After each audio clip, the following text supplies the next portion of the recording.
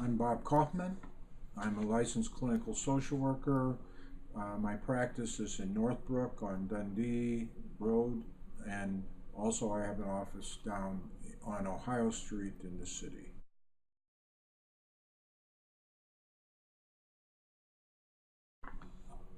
I've been trained in many different areas, and especially like to focus on people who want to create different kinds of things in their life. Have do a lot of work with head injury and post-traumatic stress, and that's with my work with the military and former NFL and NHL players. I work with a lot of athletes and other people who just hit their head. Work with a lot of people who have ADD, ADHD, a lot of people who have anxiety and depression, and oftentimes that anxiety and depression has been a direct result of them having a head injury, but not always. And so, and then I get a lot of failure to launch kids, that, they're 20 or 30 or so, and they're still at home, they're in the basement or whatever, and they're not being successful. And this comes from most parents have not been trained on how to train their children and to be successful. They love them, they'll do everything, but there are certain things that kids need to be trained in order for them to be independent. And when I work with parents that way, they're oftentimes wondering, well, will the child want to be close to me? What happens is, as the parents really train their children to be independent, the child gets closer. They fit in relationship. They don't need the parent, but they want to be with them because it feels so good. I've worked with businesses to succeed.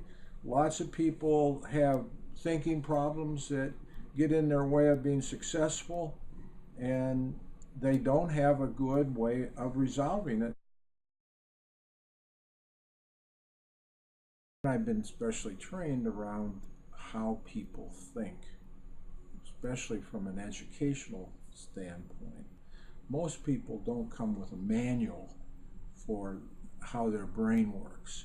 And so I've learned from a lot of cognitive scientists how the brain works. And this is key to a lot of my work. People have different symptoms. They might be depressed, they might be anxious, they might have marital problems, they might have school problems. It's usually they've learned how to do that. They've learned how to have those problems, and they keep doing it. So a key to what I do is that people will keep doing those things that are familiar, even if it hurts them, even if they're depressed and not happy, they keep doing it anyway. Because the part of the brain that helps us survive in this world likes familiarity. And it doesn't care if we have a headache, it doesn't care if we're unhappy, it doesn't care if we have lousy relationships, it's going to keep doing what's familiar. And in order to get the person to shift that, so they do something that works better for them, there's two things the brain needs. It needs a good pathway. The brain doesn't like to go anywhere it doesn't have a good pathway. So it's going to keep doing those things familiar. So helping people learn how to build a good pathway is real important. Then, in order to do that, we need to be able to have support. Most people aren't going to try something new without support. So the two things that I really work with people around is how do you develop a really successful pathway to successful behavior. And a lot of this I got from cognitive scientists that were putting how human beings think into computers. And they had to know how people thought. So that process, most cognitive science weren't coming back and saying to people, hey, this is how your brain works. Well, these cognitive scientists did. And I met them. They were from Australia, and I saw what they were doing, the results they were doing, so I wanted to get trained in it. Okay. I spent 2 years calling them every week to try and get them to train me. After 2 years, I wore them down and they agreed to train me. And that was back in the 90s. Got trained in that, made sense, so I'm able to get results with people and get them functioning so depression lifts, anxiety goes away, they feel better, their relationships improve, they can be successful in school. We'll work with a lot of parents to train their kids to how to get a success in school. Often work with businesses, athletes too, and I've actually worked with the Marine Corps. All this out of knowing how the brain works. So I'm very goal-directed. When people come in, I want to know what do they want to accomplish, and then we start working on how they're going to go about accomplishing that. Now, if some of that needs to be to explore their history so we understand how they think, what beliefs they have, and what beliefs we need to help change, that plus, training them on how to create really good pathways. I have an overarching purpose in my life. People need to know that, I went through a lot of experiences. I had a number of losses, particularly that my first wife and daughter, somebody arsoned my home and they were caught in a fire. And I learned a lot about life, about grief, about how to make things work. Out of the whole thing, I really learned to better love myself. And my purpose since then has been teaching people to love themselves and to really appreciate who they are and the creative being that they are. So a big part of my philosophy, and I think one of my biggest gifts, is I believe in people. And then I really help them access their power, their ability to make things happen in the world and to live successfully. And so I don't usually spend a long time seeing people. Sometimes I'll see them for 3 months, sometimes it might be longer. But my goal is to get people out living their life and enjoying it, and to teach them to love themselves. A lot of people, when I'm talking with them, I'll say, if you were going to love me the way you love yourself, I wouldn't want to be anywhere around you. But you treat me a lot better than you treat yourself. And a lot of people, when they're growing up, they've inherited a lot of beliefs that don't work. They've inherited a lot that do, but something that don't. And a lot of times people get very self-critical, and that doesn't help them at all. And so I work with them to quiet their critic, to like themselves a lot more, and understand how do they produce results in their life, whether that's in school, whether that's in a relationship, whether that's in just enjoying their life, or in business, and so forth. I'm an educator in many ways. I give people a lot of information that they haven't gotten.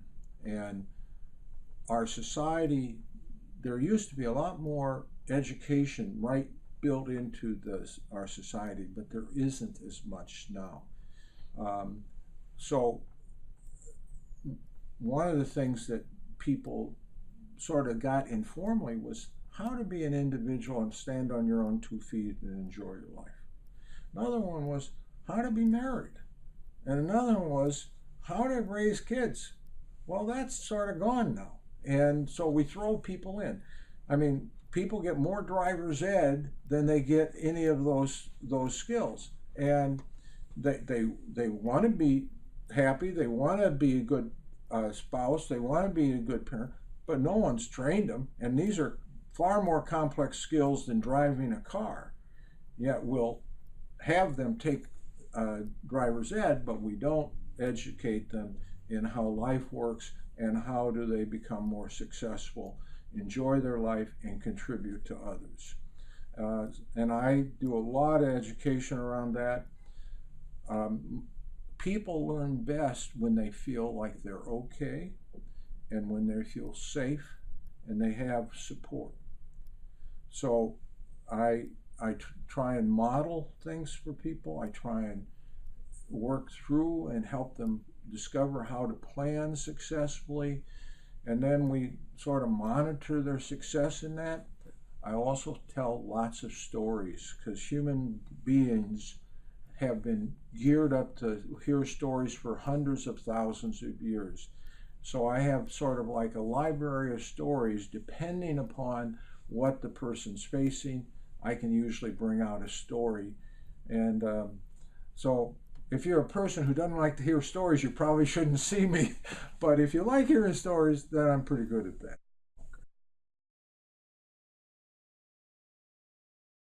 In anything, I always suggest a person look at where do they want to get to? What are they trying to achieve? And then they should, when they talk with anybody, they should find out, okay, if I want to get here, how do you propose you're going to help me get here?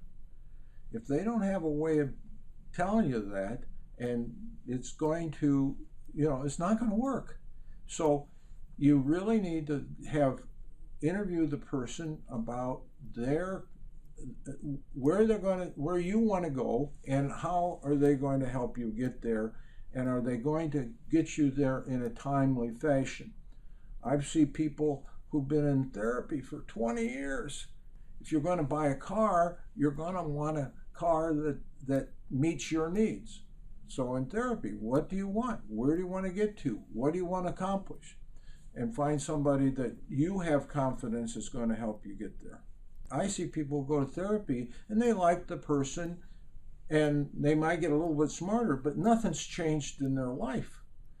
You need to find, if you want to change. Now, if you just want to go and have a nice conversation and whatever, great. But if you really want to change, you need to have a process for doing that. We don't just change because we want to. We need a way of doing it, and we need support in doing it.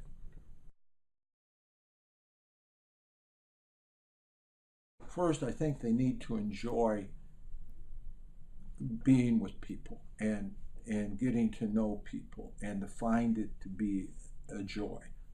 They need to be able to be direct and really tell things as they are, and not just treat somebody as if they're fragile.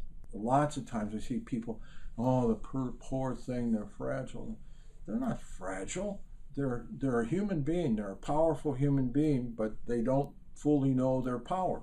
So I think a therapist that believes in the people that they see knows how to help educate them and support them and be excited about their growth.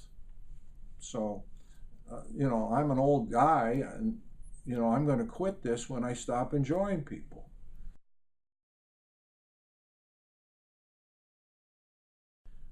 Understanding how the brain works and what are the problems that can affect that is where I feel my expertise comes. So with neurofeedback that I do and our staff does, we're able to help with the physiology of the brain.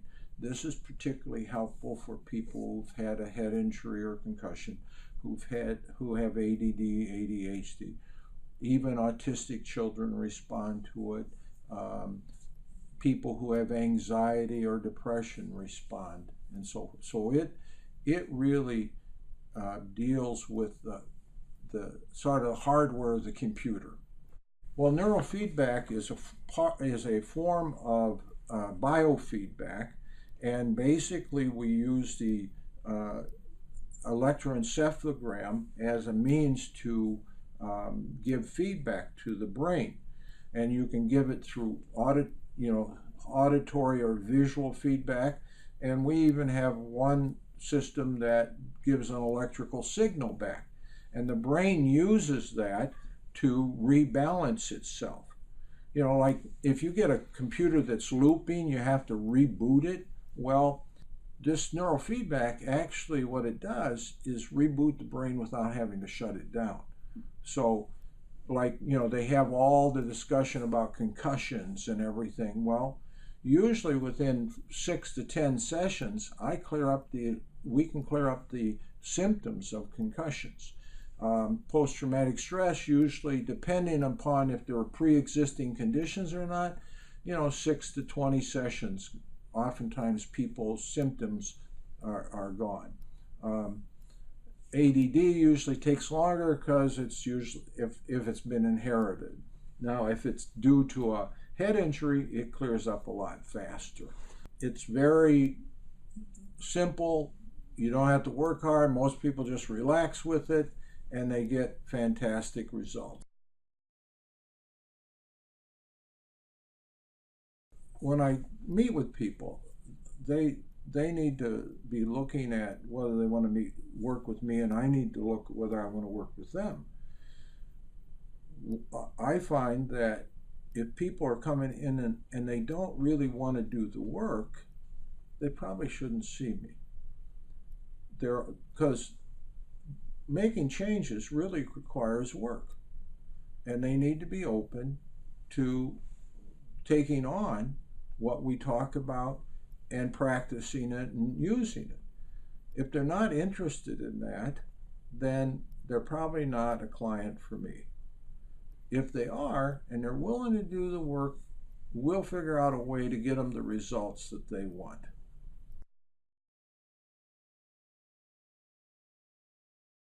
I work with a person who for 20 years was frustrated. They were trying to achieve and be part of an organization for 20 years. They had to go through a tryout in order to do it. And every time they tried out, they never were successful. But anytime they needed somebody to come in and help out in what this person did, they would call them. For 20 years, at very high level groups would call them in. And nobody understood what was going on. Well, I have an assessment tool where I can assess people's basic thinking skills. This person had a thinking skill that was very inefficient. It was the exact reason why they weren't doing well in these tryouts.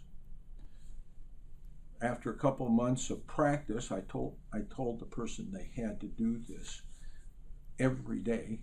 I told them it's going to be boring and you're going to hate me, but if you want to be successful, you need to do it.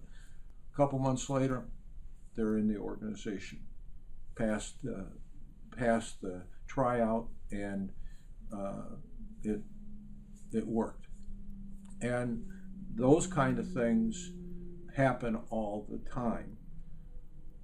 I had a person who was planning a business and was told by her parents not to because she should keep her secure job.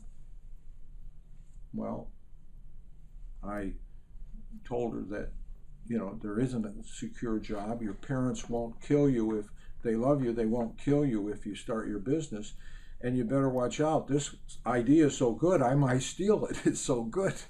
And I said, you better start your business. So she did. 5 years later, she was at $48 million in sales.